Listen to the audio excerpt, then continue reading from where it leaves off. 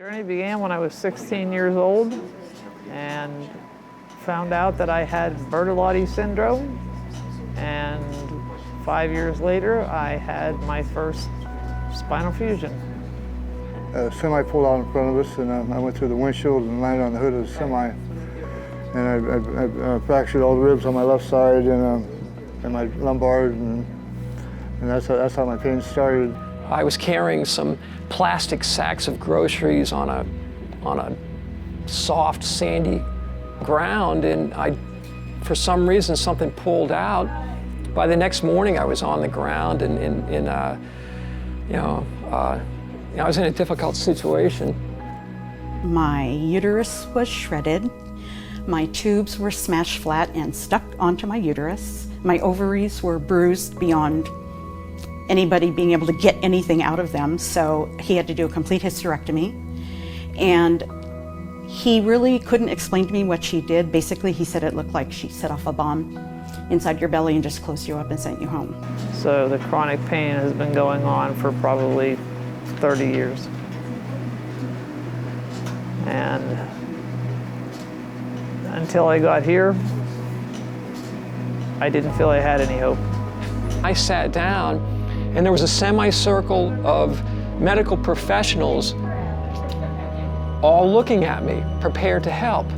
I wept. My first reaction was I wept. I couldn't contain myself. I mean, I'm ready to weep just, in recollection of that moment. And then I was laying there, and after having an acupuncture, and I just went to sleep, and I woke up and there was no pain. And I started crying.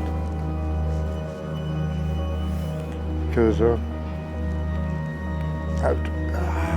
how long had it been? 17 years. When you walk in the doors, you don't have to prove that you're disabled. Everybody in that room knows you're disabled, and they have it too, so sometimes you just look across the room, you feel like crying, and somebody smiles at you, and then all these professionals here, that's all they want. That's all they want is for us to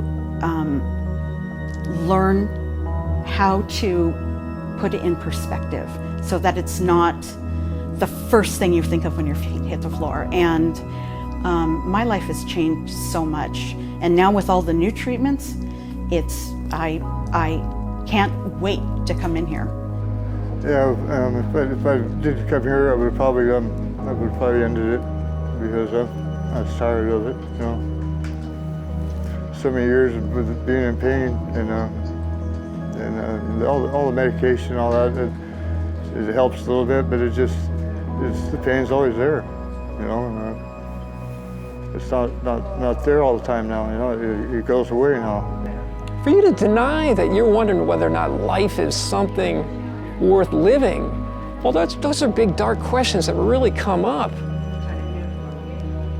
So, I said earlier, my wife saved me by finding this place, and by virtue of her actions, the Desert Clinic saved me. It gave me a reason to go on. It gave me all these tools.